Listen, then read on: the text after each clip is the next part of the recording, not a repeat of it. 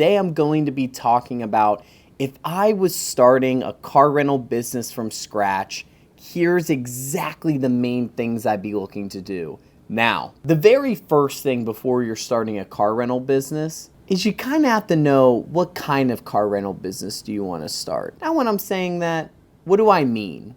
Do you want to be on the car sharing platforms? The major ones are Turo, there's Hire Car, there's Get Around. Or do you want to start doing private rentals where you don't use those platforms and you go directly to the consumer? That's the very first thing that you want to figure out. Now, once you figure that out, for the sake of simplicity in this video, let's say, okay, I'm doing some research, I want to start this business. I want to be on the platforms, and I'll give the example for myself. So, okay, I'm like, all right, I want to be on the platforms, and what is the most popular platform in my area? Now, most of you asking would say, well, Peter, how do you do research into that? I did make a video specifically for Turo how to do market research, but for Get Around or Hire Car, I'll link some softwares that'll show you market trends and things of that nature, or you can just go to their website. If it's Turo, you go on there, you look at all the cars that are in your area, and you make a list of those cars. Then you look at, okay, these are the cars that are here. What cars are actually renting? Make a list of it, figure out which cars are rented out the most, which cars have the highest utilization. Now, for those of you that are new to the channel, utilization is how often is the car rented on a monthly basis. So a prime example, if there's 30 days in a month, if the car's rented out for 15 days, that means that the utilization would be 50%. If it's at 24 days, means that it'd be around like 84 to 85%. You'd want to look for cars that are closer to above the 80% utilization, because that's where you're going to be making money. So part one, figure out what platform you want to be on. Now part two, you figured out the platform. Do research to see what car is the most popular on that platform. Now let's get into the next part, which is choosing the right vehicle. Now you might be asking, what determines the right vehicle? It's the things that I mentioned earlier. So 1, high utilization. 2, you want to look for cars that have good reliability, to say the least. What does that mean? You're not going to have a lot of maintenance issues that pop up with the car. 3 is you want to make sure that the purchase price makes sense for your budget. All right, so you figured all that out. You've chosen the right car. We'll say a Chevy Trax. Let's say you go out, you buy a 2019 Chevy Trax that has 32,000 miles on it. That's the car that you picked. Now, the next thing, which this is going to be the most important, is the listing and marketing of the vehicle. And I always liken it to this. This is very similar to what the listing and marketing is. Let's say that you want to go get a job interview as a pharmacy technician. You're not going to show up to that interview wearing a sweatsuit, are you? Of course not. You'd show up wearing a sweatsuit. The person interviewing you is going to be like, oh, this person isn't serious. I mean, let's go on to the next person. That's the same way that I want you to think about listing your vehicle.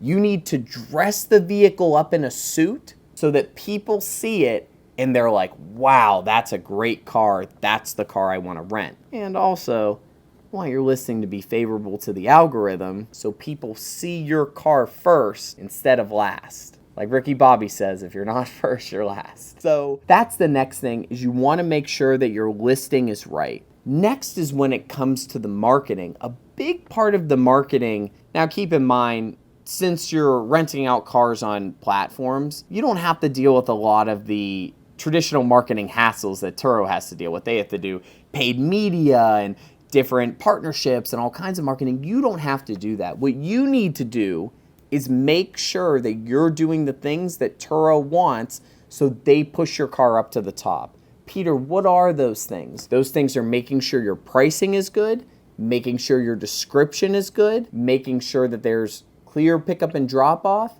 Pictures are going to be a big one. Again, want to make sure that the pictures are good. Next thing in reference to this is going to be reviews. And think about it this way, Turo's not going to put your car at the top of the listing if you have a 3.5 star rating, I mean, if you constantly have people that are like, oh, this car smelled bad. Oh, the brakes on this car were terrible. Oh, one of the windshield wipers was working and the other one wasn't. Turo, they have no incentive to push your car up in the platform. None. I mean, why would they push your car up if you have all those bad reviews? So that's a big part of the marketing, is that you want to make sure that you get good reviews. Another question, hey, how do you get good reviews?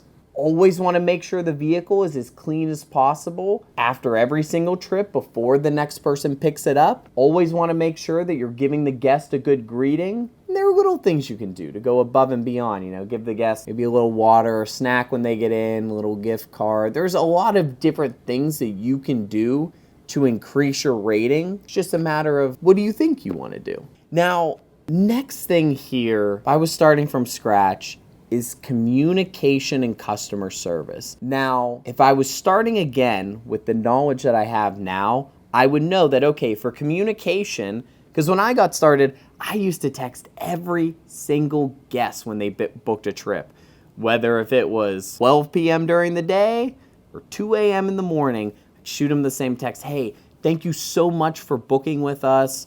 I'm excited for you to go on this trip. Here's how you pick up the car. Here's how you drop off the car. Let me know if you have any questions. I had no idea that you could automate that. All the times that I woke up at 2 a.m. in the morning, or even if it was midday and I was in the middle of something work-wise, I could have just had an automated message sent out. So now I know, okay, always have automated messaging. The second thing is, anytime that a guest has some kind of question, when I send out the automated message, typically I'll say like, hey, take a look at the last message that I sent. Most likely it will answer your question. Another thing I wish I knew, if you have a guest that gets a little feisty with you, they get a little mad, they pick up the car and they're like, oh, you didn't answer my message for 20 minutes, or, oh, I really need the car to have brand new brakes on it, or, oh, I saw that the back of the car had water bottles in it. If somebody gets a little feisty and you've gone back and forth, you've been nice, and you're like, you know what, I'll take care of it, whatever, and they just keep sending you nasty messages, refer it to Turo support or any of the other platform support. Please don't go through the headache that I went through answering people back and forth, because we all know how it is. Can't make everybody happy. And that's what the Turo support is for. They will resolve some of these issues with the guests. I even had a story one time where there was a woman that rented out my vehicle and she was taking it on a road trip. We're in Pennsylvania up to New York. And she canceled the trip at the last minute and she's like, oh, I need you to send my refund. I'm like, oh, that's the platform that takes care of it, no problem. Not even joking. This woman sent me probably 5 or 6 messages.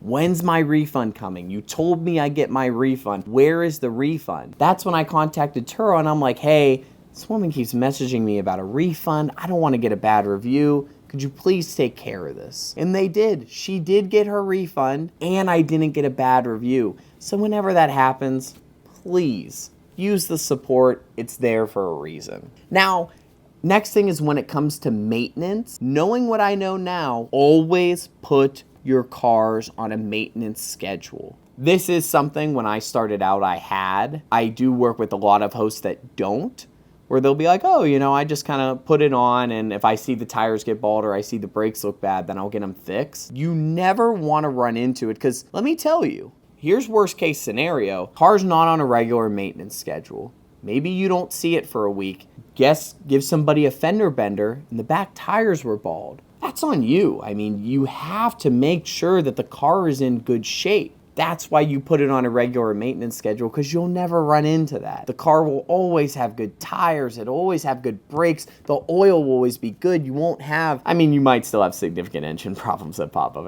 Cars are cars, but point is we want to minimize it as much as possible. Now, next is when it comes to scaling up. Probably one of my favorite topics. When you're getting to that point where, let's say you have 10 cars, you're bringing in $10,000 a month, this is when you need to start to think, okay, if I want to grow this to upwards of upwards of $30,000 a month, I need to start developing some SOPs. And for those of you that are new to business, it stands for Standardized Operating Procedure, which are It's essentially a process that works internally for your company. And I'll give you an example. Example of a SOP would be, okay, car comes back from a trip. As soon as the car comes back, we're going to take exactly 30 pictures of the exterior, 30 pictures of the interior, and after we take those pictures, we're going to inspect the car all over, make sure there are no scratches or damages. That would be something that you would write down as your standard operating procedure, so then when you hire somebody, they're not confused about that. Because you don't want it to be where you hire somebody, you typically take 30 interior, 30 exterior pictures, they take 10 and 10.